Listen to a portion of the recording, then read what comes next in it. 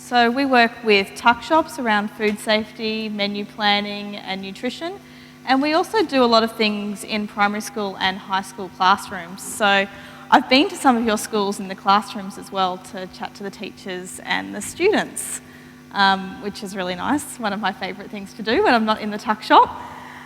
I was asked to talk about food safety and smart choices today, and they're two topics which I could talk for hours on, and I've got 35 minutes. So I've tried to pick out the bits that I thought would be really relevant to you guys. You can ask questions as we go along, but I'll be here for the rest of the day. So if you want to have come up and ask me questions or have a good chat about anything, please do so. Just so I've got a bit of an idea, who is a tuck shop convener in the room? We've got a few, and the rest are P&C gurus. Fantastic.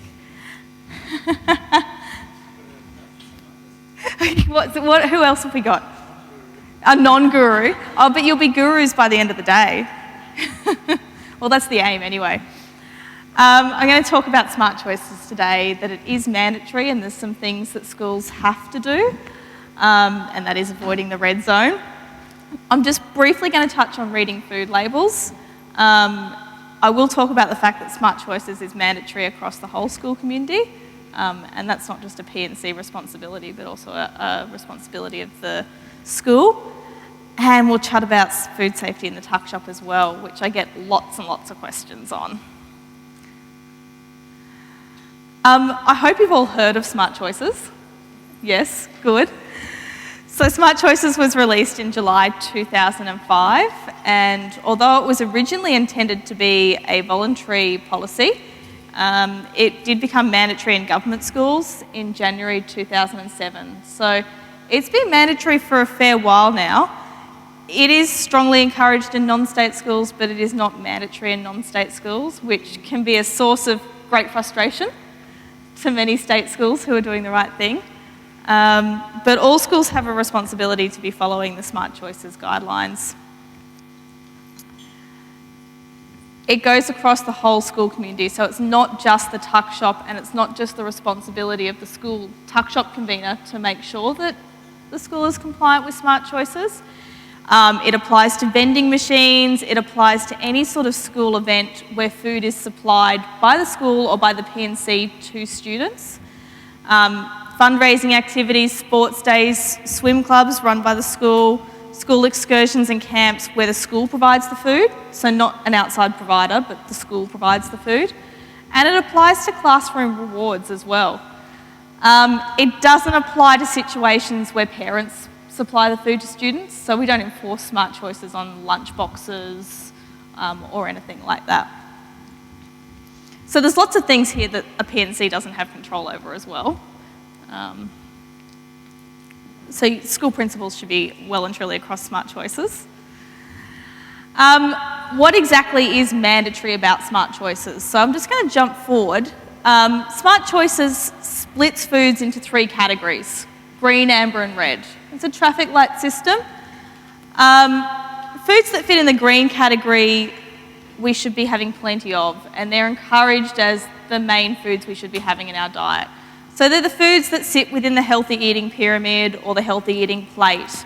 They're whole foods, they're things like fruits, vegetables, dairy, lean meats, minimally processed grains. They're all green foods. Your homemade spaghetti bolognese that you do in the tuck shop, or your made-on-site spaghetti bolognese you do in your tuck shop, and your salads and your sandwiches and those sorts of things are all examples of green menu items. The next category is amber, and it's foods that provide some nutritional value, but if we have too much of them, we're likely going to be consuming too much salt or fat or sugar or kilojoules.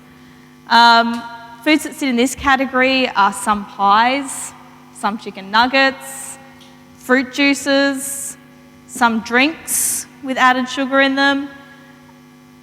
We want to keep serve sizes of these foods fairly small, and we want to make sure they don't make up the majority of our menu. So our menu should be mostly green.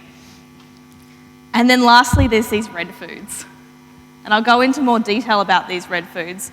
But the red foods are the foods that have very little nutritional value, so we don't get anything good from them. I mean, the classic examples that you can see there are your soft drinks and lollies and that sort of thing. There's nothing good about those foods. So what's mandatory about smart choices? The mandatory part is that red foods are to be supplied on no more than 2 occasions per term across the whole school community. So all of these things, we shouldn't have red food at any of these things on no more than 2 occasions per term. So if we have a sports day and we sell some red food, that's 1 occasion. If we then have a dance and we provide red food, that would be our 2nd occasion. And that would be the 2 occasions for the term. Well, your sausages are probably red. We'll go into how to check and a tick, but all sausages that I'm aware of are red at the moment, so that would be a red occasion.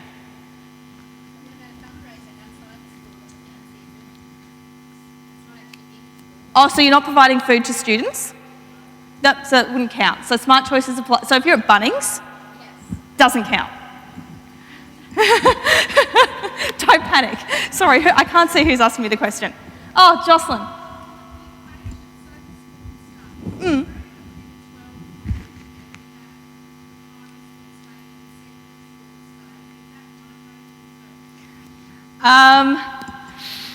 You could, if you wanted to count all your days separately, so your primary school days versus your high school days, you could count that as like 1 day for primary school, 1 day for high school. So that would be fine. Yeah.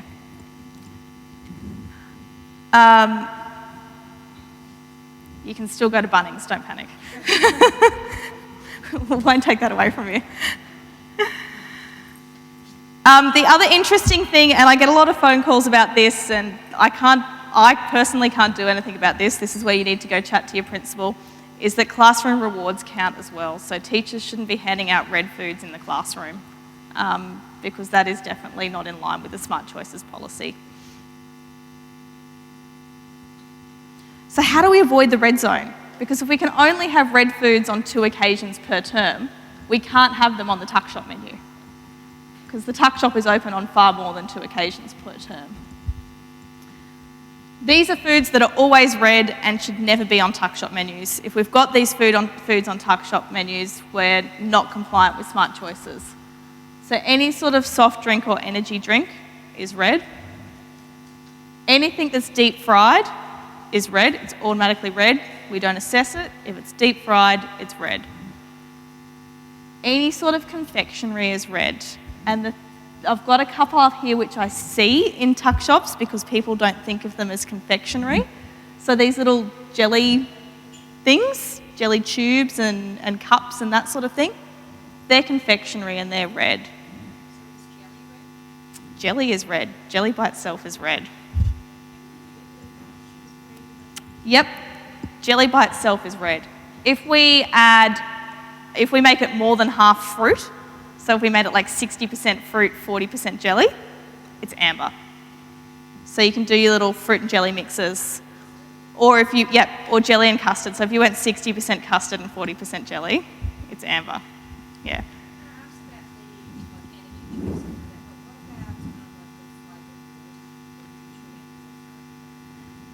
Yeah, so things like the nutrient water first, some of them fit into the amber category. Keeping in mind that Smart Choices was written in 2003, 2004, which is over 10 years ago, and there's a huge number of products that weren't on the market back then, and they sort of fit into this amber category by loopholes.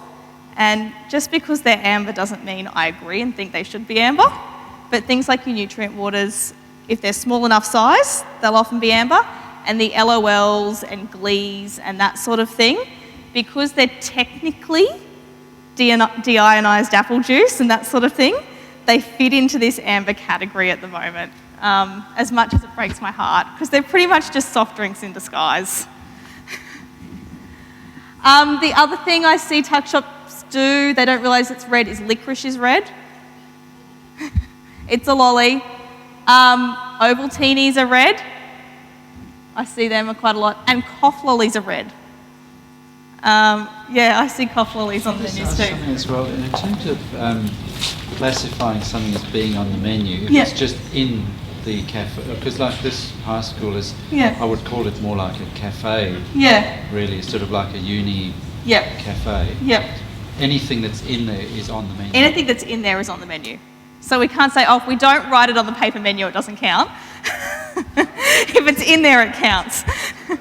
Yeah, it's available to your students, so it has to be assessed. So these things are always red. We don't pull out our criteria to assess these things. We just know they're red. There's some things that could be amber or they could be red depending on their nutrient quality. And that's things like cakes, slices, muffins, any sort of baked good that we buy in could be amber, could be red. Ice creams and ice blocks, they could be amber, they could be red. Savoury pastries is things like sausage rolls, pies, those little filo triangles and that sort of thing that you get. They need to be assessed because some brands are amber and some brands are red. And oven-baked crumb foods, so our nuggets, goujongs, chicken balls, all those sorts of things that we get. Some brands are amber and some brands are red, so we need to assess those as well. We use the Smart Choices guidelines and mostly this red criteria to read a label and see whether it's amber or red. Before I go to the next part where we start talking about reading a label, tuck shop conveners, PNCs, grab my card before you leave. If you're ever looking at a label and you just have no idea if it's amber or red, take a photo of it and send it to me and I'll tell you. You don't need to be sitting there stressing about, I don't know what criteria to assess it against, I don't know whether it's amber or red, the fiber's missing from the label, what do I do? Take a photo, send it to me, and I can let you know. So all products that you buy should have, or the manufacturer should be able to make available to you, a nutrition information panel. And on that nutrition information panel, you'll see energy, saturated fat, and sodium. And you'll see a per serve column and a per 100 grams column. This is the information we're going to use to decide whether products are amber or red. You've got in front of you, I've put a few copies on tables, but I've also got a heap of copies on my stand if you want to grab one each at the end.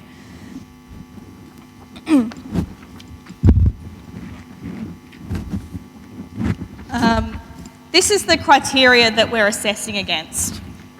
So you'll see down the left-hand side, the top one is savoury pastries, pasta, pizzas, oven-baked potato products. So if we had a pie, we would look at the nutrition information panel and we would look at this criteria to make a decision about whether it's amber or red.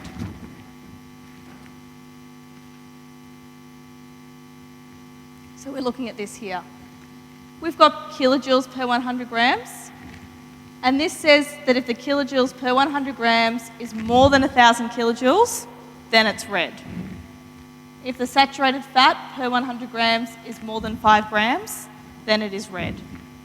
And if the sodium, which is salt, is more than 400 milligrams per 100 grams, then it's red. And it only has to go over on one of those to be red. It doesn't have to go over on all of them. So it could be okay on kilojoules, okay on saturated fat, but have too much salt. And that makes it red. We've got an example here. This is our crumbed chicken fillet. So which criteria do you think we'll assess this one against? The second one, crumbed and coated foods, because it's a crumbed food. This is our panel here. We're looking at the per 100 grams column. This is the criteria we're assessing it against.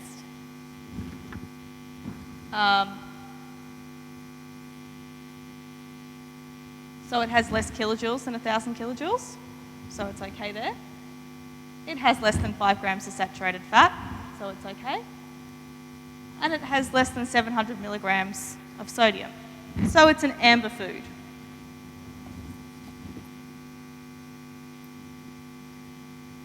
If it had 850 milligrams of sodium, it would be red.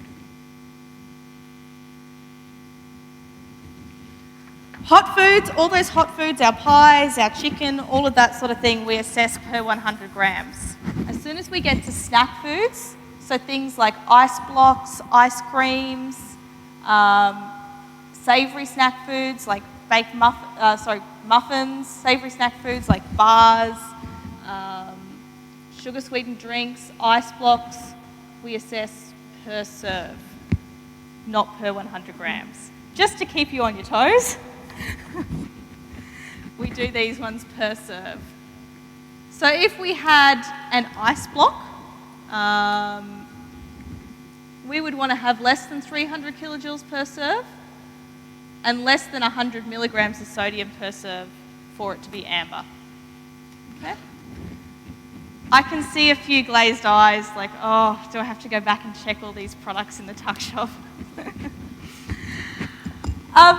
There's a fair chance that if you're buying from a supplier that regularly supplies to tuck shops, most of your products are amber.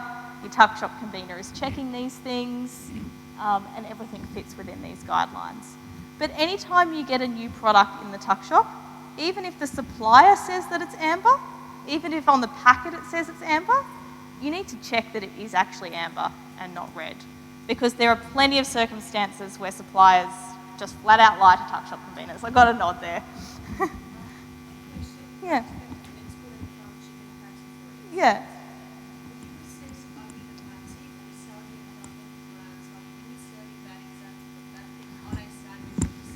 Yeah. Only assess the actual patty. Yeah. Don't make it hard on yourself. You don't need to be assessing meals you make in the tuck shop. So that's a good question. When you make your spaghetti bolognese, if you use lean mince and put veggies in it, it's green. You don't need to sit down and assess it. It's green. It's a healthy food.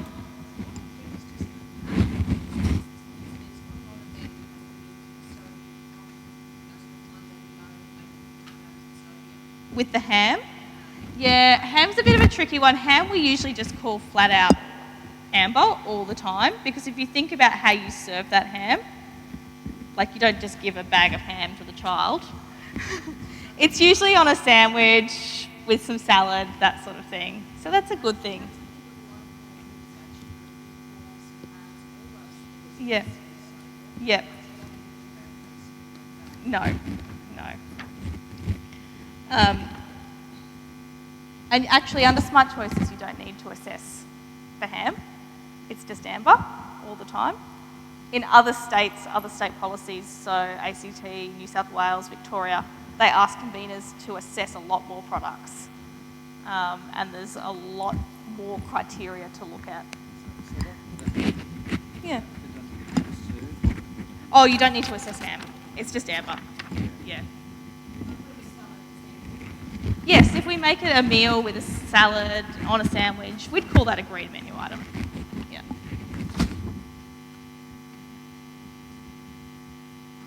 There's plenty of things we can do to get more green in our menu. And there's lots of reasons to be greener. Green choices are the healthiest choices. As a school, it's great if we can be promoting healthy food to children. That's what they're hopefully learning about in the classroom, and that's what we want them to see within the school community. Jocelyn might talk about that there's potential for more profit when you make food on site. Yes, she's nodding. She's going to talk about that. Fantastic. It's simple, it's often tastier, and a fantastic reason why you should be able to get teachers and principals on side is that when kids eat healthier food, their concentration is improved, their behaviour is improved, and their learning performance improves. And that's what school is all about, learning. And if a child has had an LOL drink and a pie at lunch, they don't learn as well in the afternoon.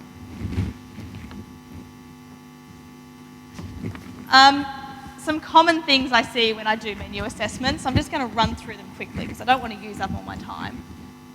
I see just tuck shops who have bought every amber item possible and put it on their menu, and they have about 300 items on their menu.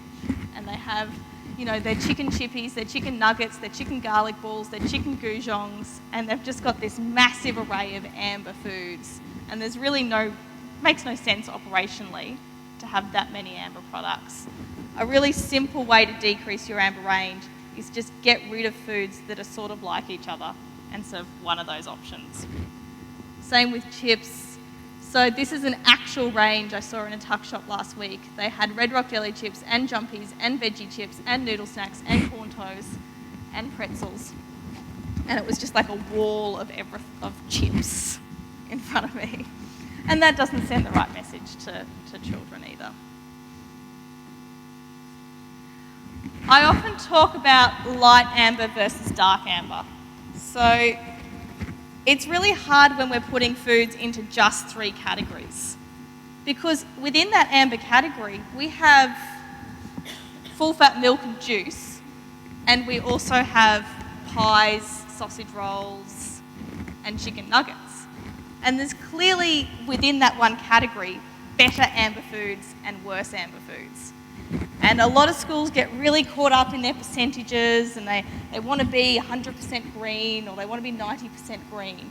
But there's some amber foods that are okay, and they're like those light amber foods, and it's not the end of the world if we have some of those foods on our menu. What we really want to decrease is our dark amber foods. So things like all those crumb chicken products and the LOL drinks and chips and pies that we really know have quite limited nutritional value and a lot of kilojoules in them. So with our drinks, if you can get real juice poppers, they're a lot better option than your fruit drinks with the added sugar. If you're doing ice creams and dairy desserts, you can make sure that milk is the first ingredient on the ingredients list, because that means they have a higher dairy quality.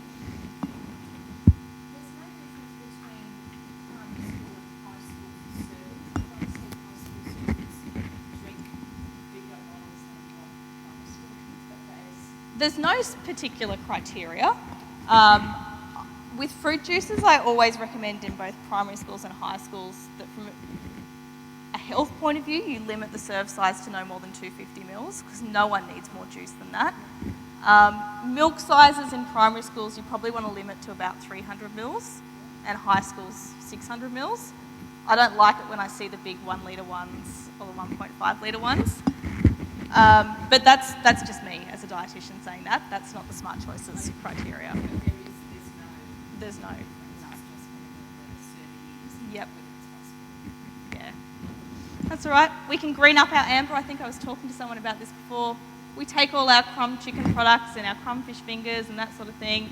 We make it a fisherman's roll. We can put it with bread. We can put it with salad, and we make it a more complete meal.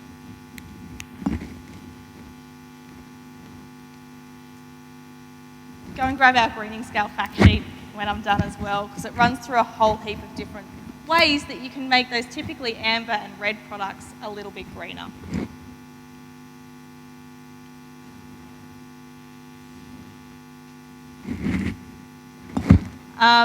Some dishes that work really well: homemade pastas and rice dishes. Poaching chicken on site, it's no greater food safety risk than when you buy the chicken. And it's a lot cheaper, and it has a lot less salt than your purchased chicken. There's a great fact sheet on our website on how to poach chicken, if you need it. That's really small, but that just shows a small bag of chips compared to when you make popcorn on site. So popcorn on site you can usually make for less than 40 cents per serve. Your bag of chips you might buy for $1 or $1.20 per item. And you can probably sell them for close to the same price. So there is potential for greater profit when you make healthy food on site.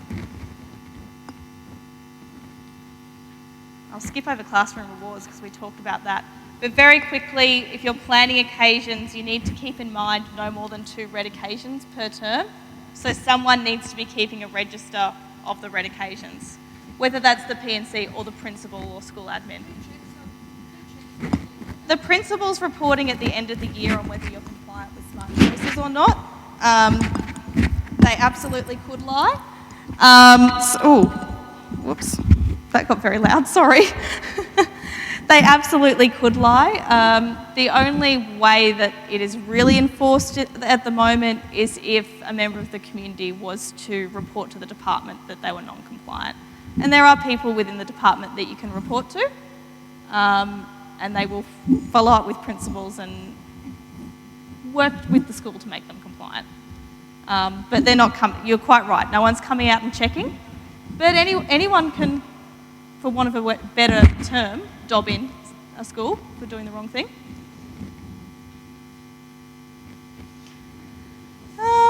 Okay, food safety.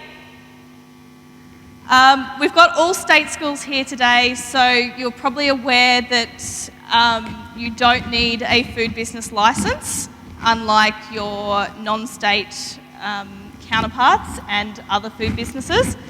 But just because your tuck shop doesn't need a food business licence does not mean you are exempt from food safety. You still have a legal responsibility to serve safe and suitable food, and you still must comply with the federal legislation, which is the Food Standards Australia Food Standards Code and Food Safety Standards. That is absolutely a requirement. Regardless of whether you're not-for-profit, sell food once a year, every day of the year, you must comply with the Food Standards Code. I thought I'd actually go through just some food safety basics because I think it's important for everyone who manages a tuck shop or manages a food business to know these food safety basics, and I'll do it really quickly because I am running out of time. So if you have more questions, come up and chat to me. Temperature danger zone is 5 to 60 degrees. When food is between 5 and 60 degrees, bacteria grows, and it grows to unsafe levels. Our fridges must be less than 5 degrees Celsius, and you should have a thermometer in your fridge which tells you whether your fridge is less than 5 degrees Celsius. And if your tuck shop doesn't have thermometers in your fridge, then you need to go and buy them online and get them in your fridge next week. You must heat or cook food above 60 degrees to kill the bacteria. So when you heat your pie or your chicken burger patties, it needs to go above 60 degrees. And you do that by using a temperature probe. It's really easy to use. You just stick it in the pie or in the patty or in whatever you're cooking and make sure it's gone above 60 degrees.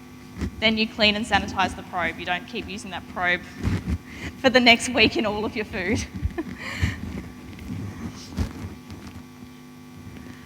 The 2-hour, 4-hour rule talks about how long it takes bacteria to grow to unsafe levels. So when food has been between 5 and 60 degrees for more than 2 hours, it needs to either be used immediately or thrown out. And when it's been between 5 and 60 degrees for more than 4 hours, then it needs to be thrown out. I put this up because I like people to think about how long food actually spends in the temperature danger zone, because this is cumulative. So think about your big tub of mayonnaise which you use for sandwiches. So it gets delivered, it's opened, maybe it spends 45 minutes sitting on the bench while the volunteers make the sandwiches, forget about it, get distracted, it's there for 45 minutes. Tuesday it spends another 40 minutes on the bench. Wednesday it spends another 45 minutes on the bench. Thursday it spends another 30 minutes on the bench. We've gone more than 2 hours. That cannot go back in the fridge. Yes, absolutely. Always what I recommend to tuck shops, be keeping these foods in small containers. So when you get your bulk cheese and your bulk ham, put it in small containers and keep the small containers in the fridge, so you only take out a small container at a time. So that's something that P&Cs can be doing for tuck shops, making sure there is enough small storage containers in that tuck shop to allow for that to happen. I already mentioned you need to be doing temperature checks. And if there's no thermometers in the tuck shop, then they're definitely not happening. Yeah.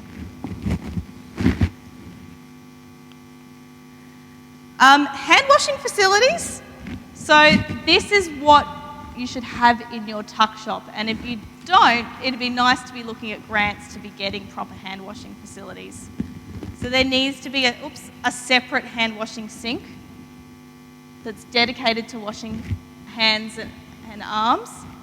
The area should be located in the food prep area, so it's not appropriate for volunteers and conveners to be going to the toilets to wash their hands. The hand washing facilities need to be in the food prep area. The basin needs to be a decent size. It can't be like this tiny little basin that no one can use. It should have hot and cold water, and if you're applying for a grant, you want a hands-free mixer tap, so something that you use with your knee or your foot or something like that. Because as soon as we're touching the taps with our hands, we're contaminating our hands again. Wall-mounted soap dispenser, so never a cake of soap, always liquid soap. Ideally it would be wall-mounted because it doesn't go missing then. There should be paper towel, and I would say probably maybe 30 to 40% of the tuck shops I go into have no paper towel in their paper towel dispenser. So there needs to be a paper towel dispenser and there needs to be paper towel in it. And this is actually another thing I see a lot. It's such a simple thing to fix. There should be a bin to put the paper towel in. Under the sink, yep. You shouldn't have to dry your hands and then walk to the other side of the kitchen or the tuck shop to put your paper towel in the bin. There should be one right under the sink. Who has a tuck shop that ticks all of those boxes with hand washing? Okay, cool. About... Yeah. Yeah. Yep. Yep. Yep. Yep. Absolutely. Absolutely. If it's been a while since you had a facility upgrade, you might not have these things, but even if you can't afford a full facility upgrade, the hand washing facilities are really important. This is the inquiry I get a lot from P&Cs. The tuck shop conveners don't wear gloves, is that okay? Hairnets and gloves are not a mandatory food requirement of any food safety legislation in Australia. So you do not have to wear gloves. Clean hands and regular hand washing is enough. Some settings may make an internal decision to make gloves mandatory because it's a good look. Parents walk past the tuck shop, they see people wearing gloves, they think, I like that, that looks like they're being safe. But it's not mandatory. It's a decision that you would make within your school. It's not something you have to do. There's some risks with gloves. People just wear the same gloves all day and they never wash their hands. Yep, they touch money with gloves, they take the gloves off and they put the same gloves back on. They take the gloves off over food and everything that was on the gloves splatters all over the food. And these gloves are really loose, so people cut off the end of the glove and it goes into the food. So if you're going to have gloves, you need to have a range of different sizes so that people have got well-fitting gloves. Yeah, I don't like finding bits of gloves in my sandwich. Obviously everything should be cleaned. I'll skip over that because I'm running short on time. But all food surfaces, anything that touches food needs to be sanitised, and not all tuck shops do this very well. So after you've cleaned, you need to sanitise your benches and your equipment. There are 3 methods of sanitising. A chemical sanitiser, which you can buy from PureFest, Bidvest, whoever your supplier is. You just ask for food-grade chemical sanitiser, and that's what you'll get. Or hot water over 77 degrees, or steam. So dishwashers, commercial dishwashers, sanitise your equipment and your plates and chopping boards and that sort of thing. But you need to use chemical sanitisers on benches and probably on your chopping boards. If there's no chemical sanitiser in your tuck shop, then it's not being used. So that's at least the first step. Get some food-grade chemical sanitiser in the tuck shop, get it in a spray bottle, and then make sure people are using it throughout the day and every day. Bins have to have lids. If your tuck shop has a bin that doesn't have a lid, that's something to add to your shopping list. You must use bin liners, and the bins have to be cleaned daily. So think about where the tuck shop convener can go to clean that bin. Does he or she have access to somewhere to clean that bin daily? These are chopping boards, which I've seen in tuck shops. So chopping boards need to be in good condition.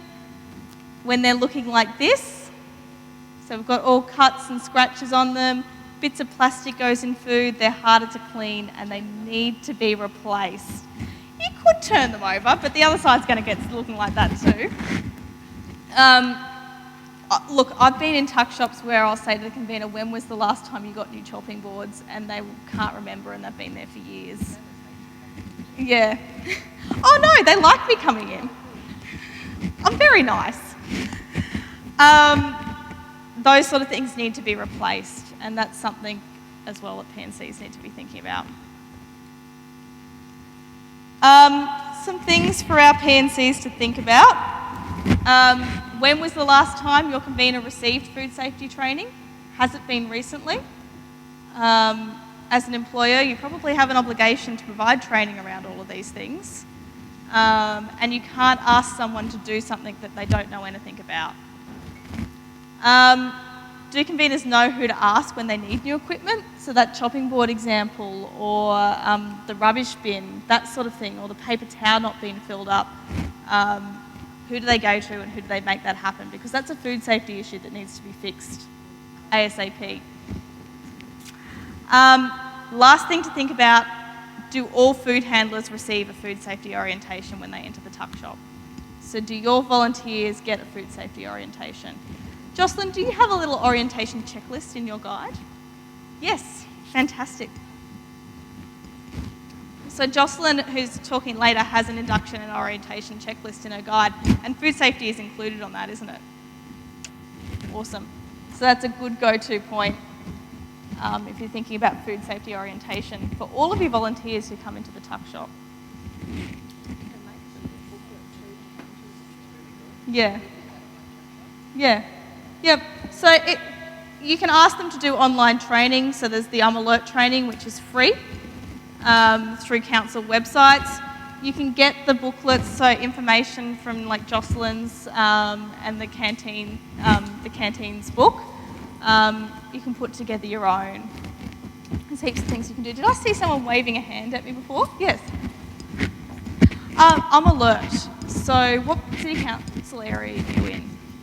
Yep, so if you go to the Sunshine Coast City Council or Regional Council, whatever it is, website and search for Alert training, Alert, I''M, Alert.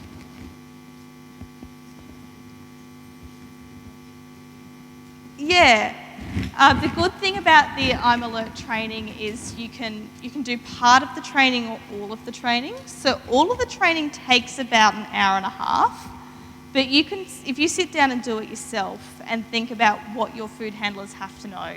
So you might say to them, can you do the part on hand washing? Can you do the part on cleaning? Pick out a few little parts that you think are really pertinent to the simple tasks they're going to be doing. They're not going to be responsible for pest management or those sorts of things. So you don't need to get them to sit through that training.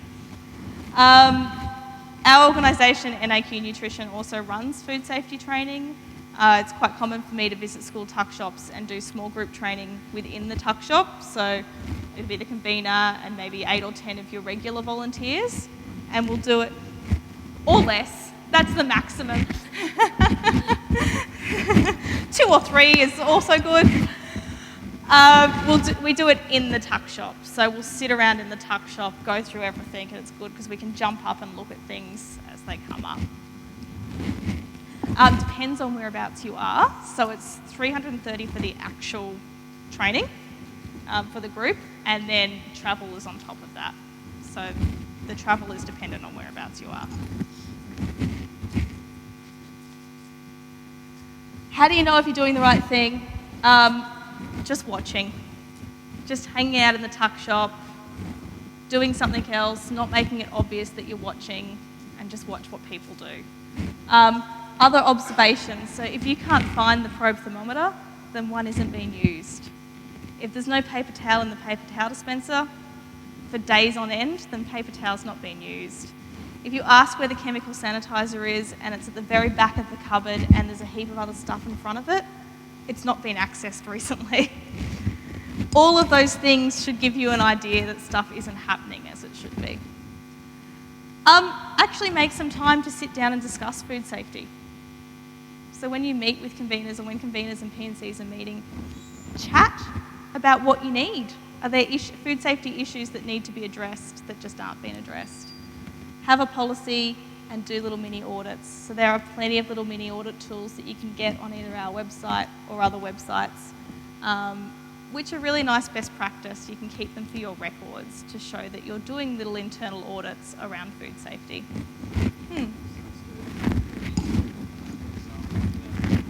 Yeah.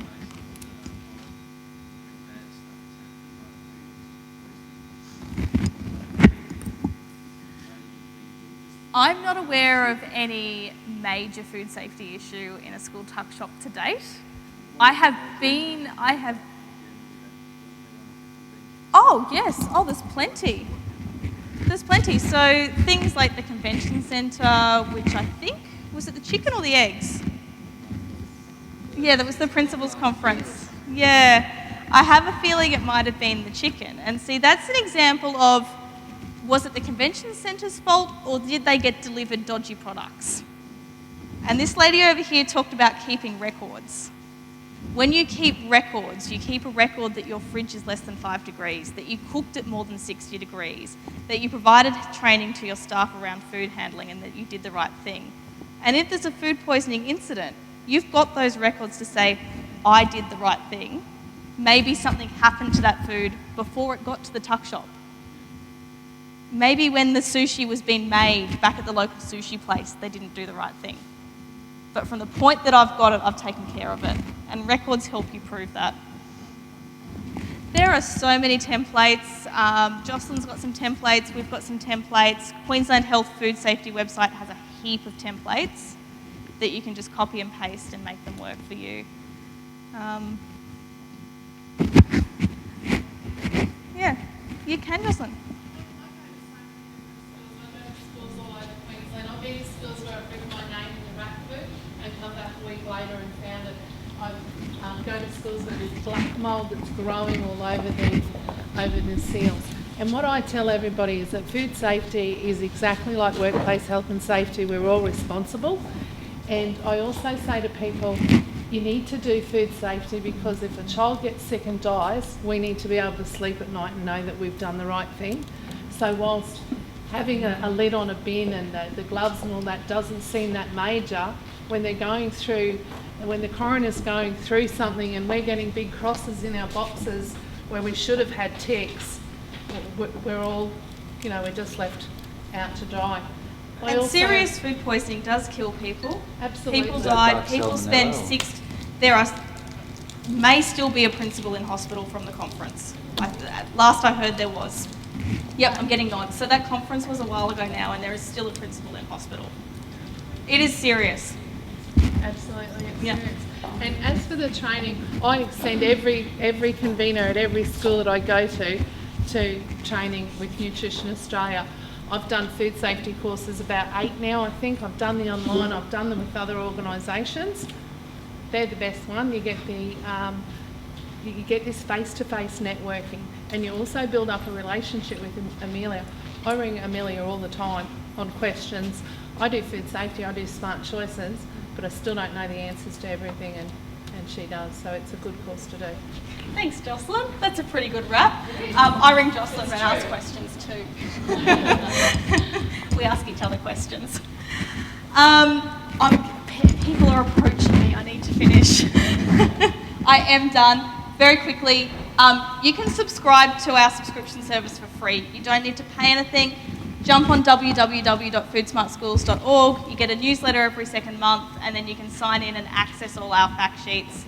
What I've got on the table is just a little snapshot of the almost 100 fact sheets we have on our website. I don't think there's any reason that you shouldn't sign up for free. Come and talk to me over lunch if you've got questions. Thank you, guys.